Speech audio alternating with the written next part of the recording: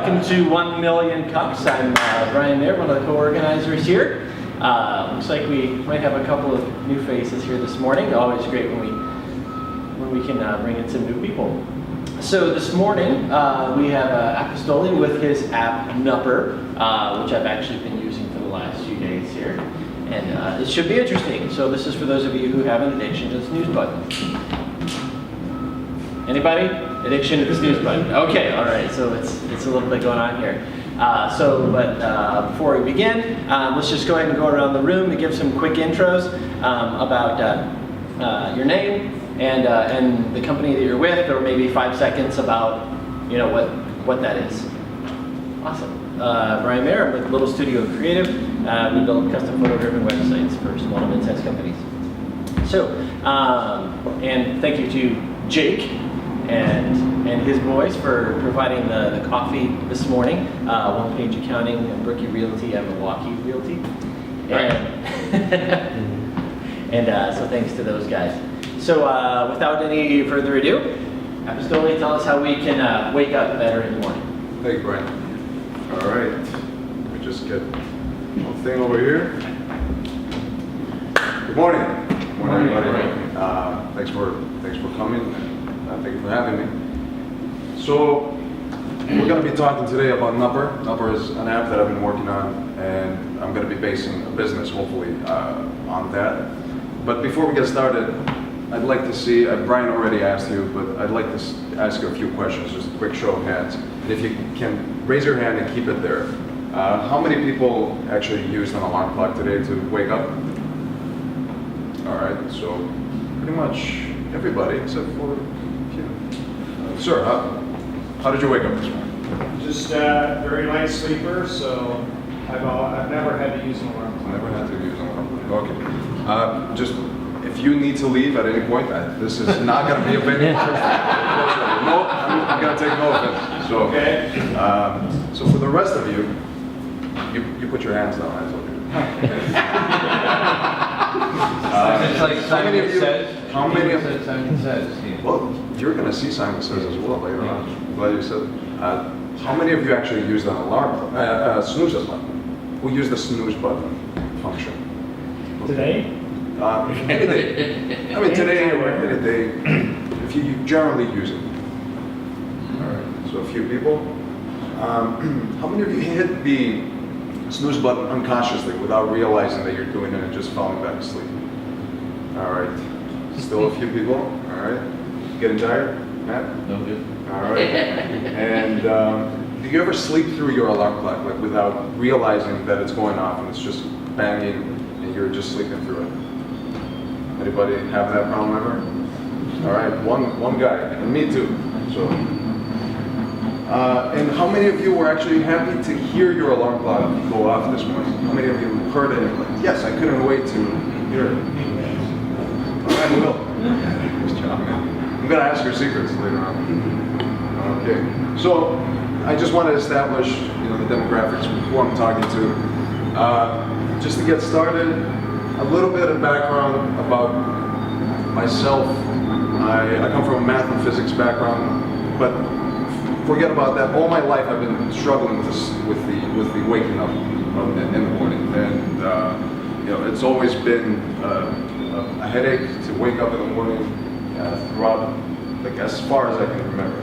And it was okay for the beginning of my life because I was at home. I would put an alarm clock, but there would be a backup, and that was Mother. She would come in and, oh, that's already there, I guess. That would be my mother. I mean, I didn't sleep with my mother, but.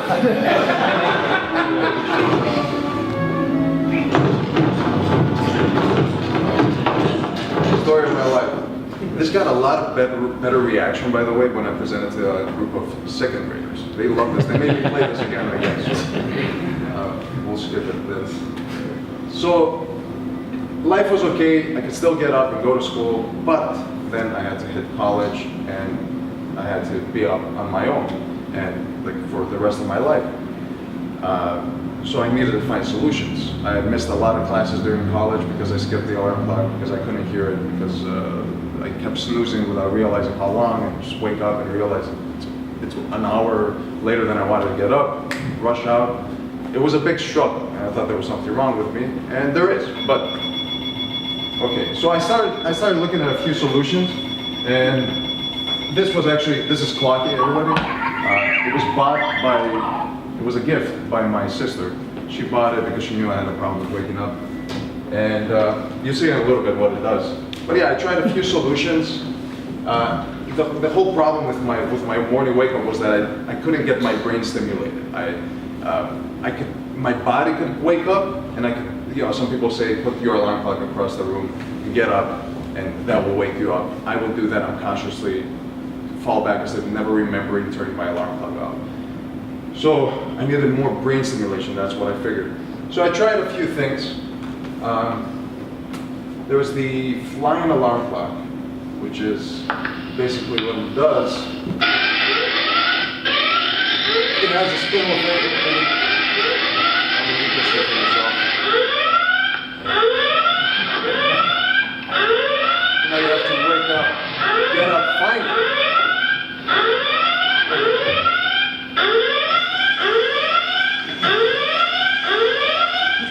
Put it back. Once you put it back, usually you're a little better at putting it back than this guy. But once you put it back, you can go back to sleep. And then there's Clocky, which pretty much does the same thing. This has a little bit of incline, but you put it on your bedside table, and then you leave your bedside table, and you have to find it, catch it, and then you can snooze. So I tried that. That worked for a few weeks. But then after a while, I got used to the process of waking up and catching it, putting it back on my bedside table, doing it unconsciously again. And there's a little bit of a problem here. There we go. Okay. So I tried another one where you have to get up and shoot a little. It's a little more challenging where you got to shoot a little laser gun to snooze your alarm clock. And I tried this app, a bunch of apps that exist out there that make you do math in the morning. And even though I come from a math background, who wants to do math in the morning? I mean, first thing in the morning, it's not a pleasant wake up.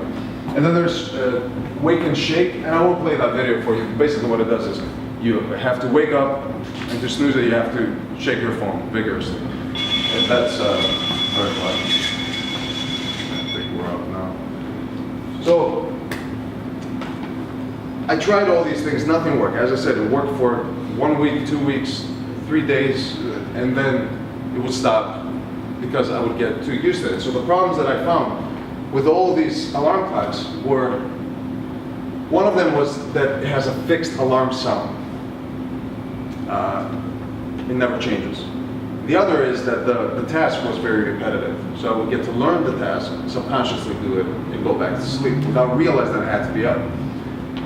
Then the other problem was the fixed snooze time, no matter what. If you hit the snooze button, it's either 5 minutes or 10 minutes or 9 minutes for the iPhone right now. So it's a little too unified for all the needs. Also, there's an unlimited snooze presses. You can keep snoozing forever. There's nothing to stop you from snoozing. And also, it's a very abrupt and jarring experience. You wake up very. It's not a pleasant way to wake up. So let's take all these problems one by one, and I'll tell you what I've done with Nupper. So the first problem is the fixed sounds, the fact that the sound never changes, and a little bit of evolution. Can somebody guess why we wake up to the sound? I mean, what's the evolutionary purpose to waking up to sound? Thank you. Exactly. I mean, your family or yourself might be attacked by an animal or another tribe. So the purpose is wake up. There might be something, and you might be in danger. Now, the problem with that, with alarm clocks, is it works for a while, but after a while, your brain says, "Hey, I'm not in danger. I'm not really in danger by this sound." So you get used to it, and guys like me, we can sleep through it. So the solution that I got with Nupper is to create a musical system that changes every day. It gives you a different environment, a different wake-up environment every morning. And it uses this algorithm where the possibility, I did the math the other day, I can show you the math afterwards if you like. There's 29 billion, 160 million unique possible combinations. So there's a song that gets mixed up, and then there's a melody, and when you add all the possibilities together, that's how many you get.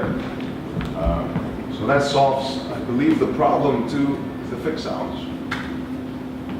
The actual task of whatever these alarm clocks do is the other problem. As we said, it's a repetitive task, and after a while you learn it unconsciously, and you do it without really stimulating your brain. Each snooze, as I mentioned, is the same length, and you can snooze indefinitely. The solutions for that, with Nupper, there's a musical game that you play, kind of like Simon says, and that's why I told Brian earlier that you have to play this musical game in order to snooze the alarm clock. And as you're playing, the better that you do, the more snooze minutes you earn. So if you're doing well, you can keep sleeping more. So that's your incentive. But you only get 5 wake-up attempts. And each one gets significantly harder. So every time you wake up, you get less minutes, and you have to try even harder with every attempt. The other problem, last problem, is the whole experience of the abrupt and jarring wake up that, as I say here, it's called an alarm clock for a reason. And Nupper, I'm staying away from calling it an alarm clock. It's a wake up app because it doesn't alarm you, it doesn't jar you. And the solution to that is good music. And let's talk a little bit about music. What I've done with music, I've used some chords that we know are appealing to the vast majority of people. And whether you're into pop or you're into heavy metal, these chord progressions get used throughout music. So we use those to stimulate a better experience in the user. And we utilize the pentatonic scale. The pentatonic scale is prevalent throughout the world. Wherever you go in the world, lullabies are based on the pentatonic scale. Everybody feels good when they hear the pentatonic scale. And the other thing is happiness is a very important factor. And if you think about it,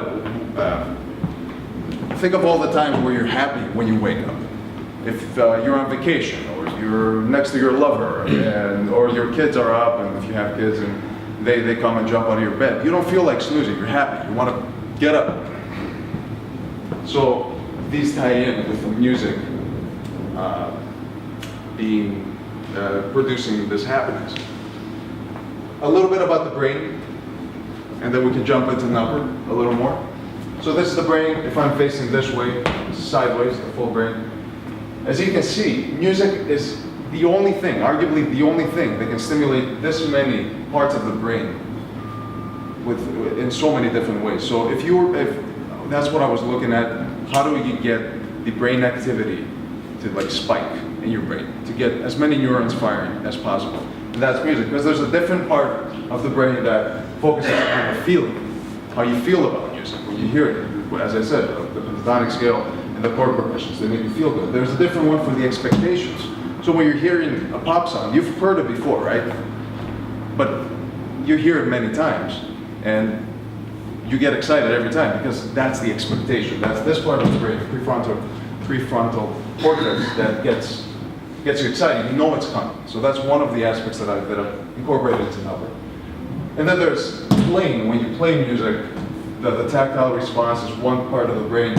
A different one is for actually tapping, the one for listening, the one for enjoying what you're hearing. So there's all this activity in the brain, and there's one more shot of the brain. This is if you were to cut the brain in half, throw the other one in half. And you can see here, there's some more areas. Pretty much they have the same functions as previous. This is repeated, the cerebellum. And yeah, so anybody have any doubts? Right?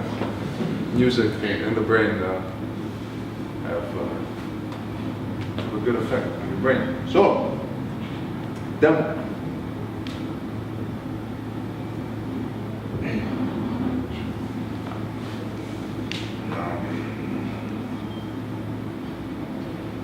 how this works.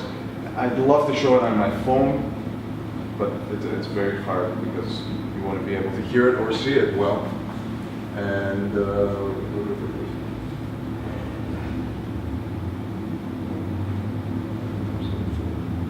they make these buttons so small. Here we go. Here's Nupper. Shoot it up. So you start with.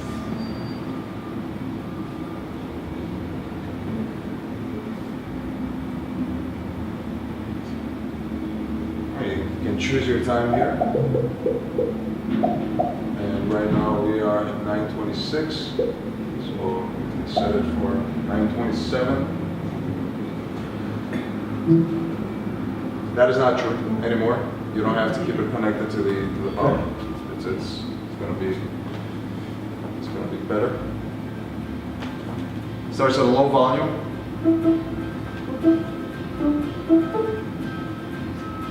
So I'll let it build up for a little bit so you can see.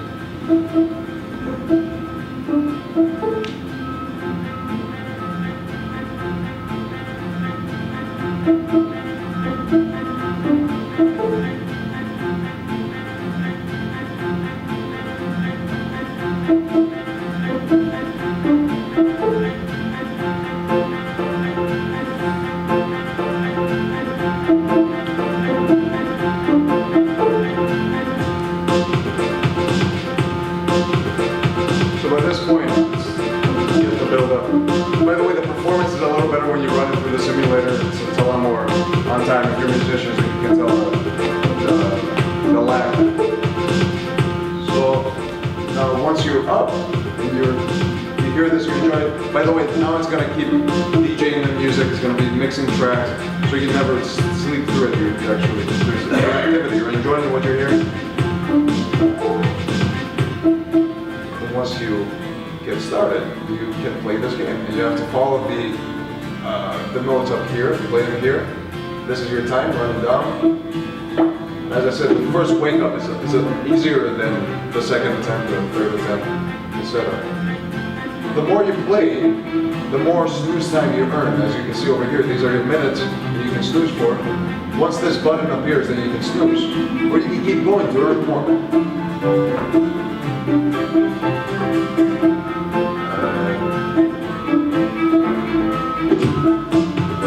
And you can improvise.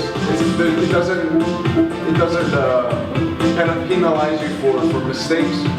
So if this sounds good to you and you want to just hit that before you can hit this, you can do that. And then you can keep going. You can keep jamming. And I found myself many times just jamming. I've heard this song thousands of times. I've been developing this for a while.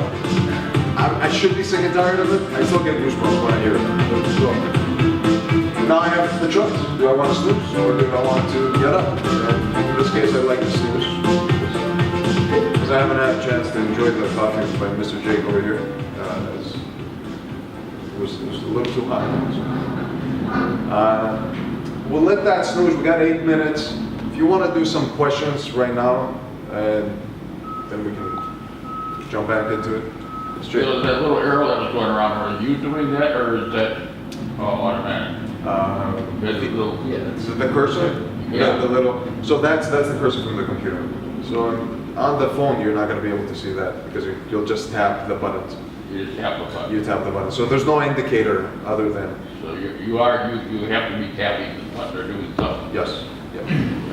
Exactly. And if you don't, it turns off again. So if you're not playing actively, it goes back to sleep. Yes, Can you Phil. share a little bit about where you are in the beta test and what your process is going forward? Thank you. So this is the final beta test, I hope. It's to get the kinks out and release in about maybe a couple of weeks. And I mean, not release, but give it to Apple, and then they can decide. Usually it takes about a week or two before they can accept it and put it out on the App Store.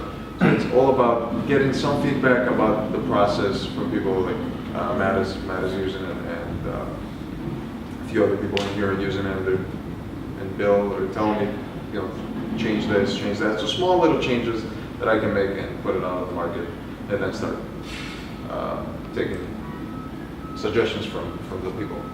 Right. Yes. Other than it just being a paid app, is there a business beyond that? There are a few plans. There are some plans, not a few. I mean, there's more than I can share.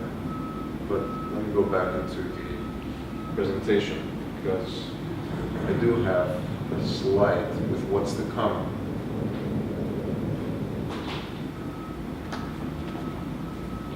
What is your revenue from? Where does revenue come from? Revenue initially is going to be a paid app. So it's going to be targeted. There's nothing out there in the market that even comes close to this. So the people that really need it, which according to my calculations are about 14% of the population, will find this useful. And that's a good percentage to start from. It's a safe one, it feels like. It's challenging enough, but not one where you blow up fast.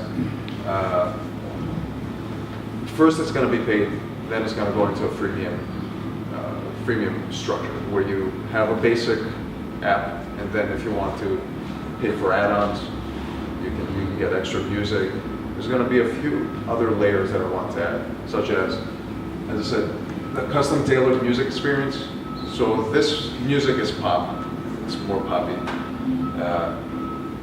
Some people like jazz, some people like rock and roll, some people like reggae.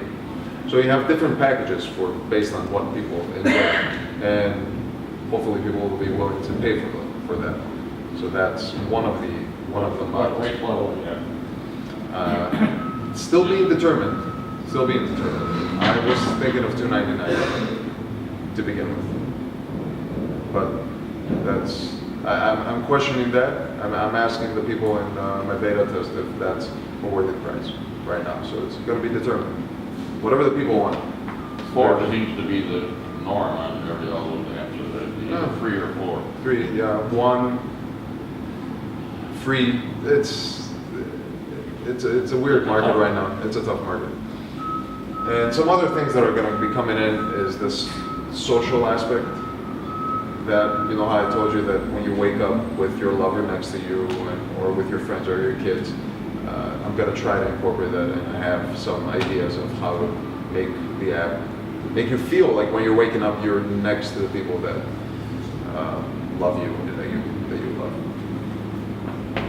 Wearable technologies, integrate with those so you can track your sleep and work synergistically with them. But mostly this number is for people that they don't have a choice to, you know, you have all these apps right now that track your sleep cycles and they tell you, you know, go to bed early. Most people that have this problem, they don't have that option. They can only sleep 3-4 hours. You know, think of students in college or high school or medical students even, and you know, medical nurses that work crazy shifts, different shifts, and their circadian rhythms are all off. Same for doctors, acquisition lawyers. There's many things that there's many people that could use something like this. Enhancement. Not gonna go into that too much because you might lock me up, but I do want to at some point experiment with influence in dreams while you're dreaming. Notice if you're having a bad dream.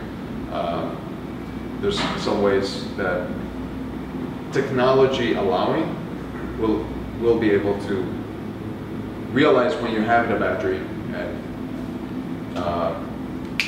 turn that around. So that's a little futuristic now, a little down the road. So these are the ideas. Please. So you said you have that kind of 14%. Yes. How do you plan to reach that? So like you said, it's kind of small, but not huge, but still how was the distribution? Thank you. Thank you for asking that question. I expected that question. I didn't prepare enough for that question. And the reason is that I focused on product. I focused on a good product and what I deem to be the best product that I can make based on my resources. If you build it, they will come. If you make it good, they will come. That's my hope. That's what I'm doing. Of course, I will take some steps to try to market it, but my focus has been 100% on the product so far.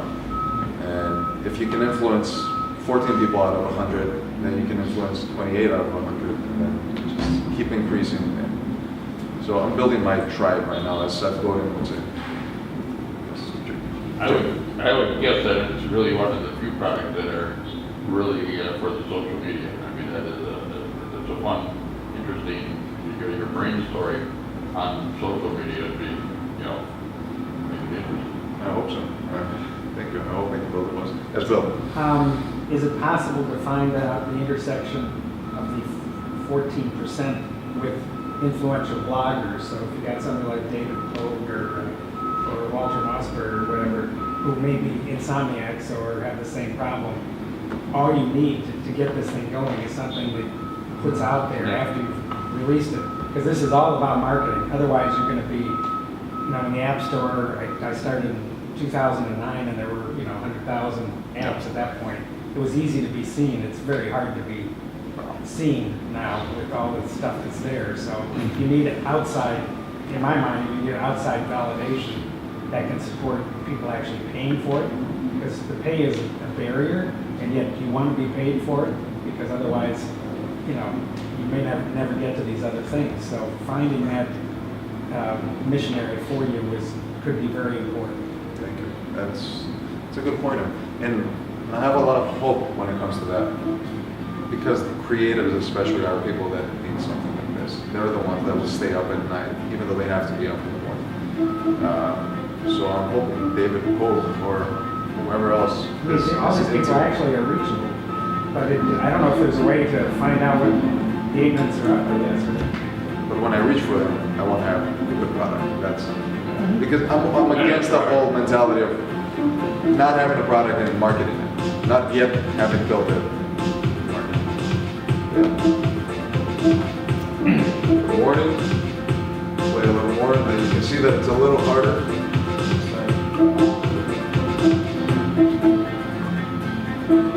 So the timer is a little faster, and the maximum amount of minutes you can get is lower.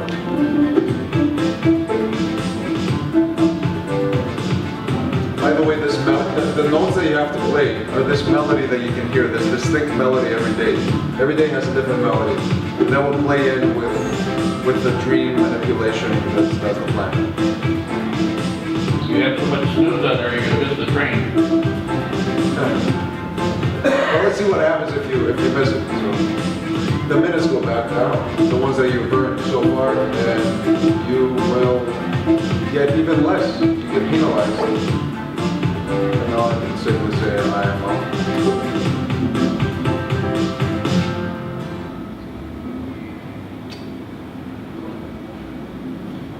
Did you use this morning? I use it every morning. Every morning. So, if anything, if all fails, if marketing fails, if no creators, I have an on. I know the feeling.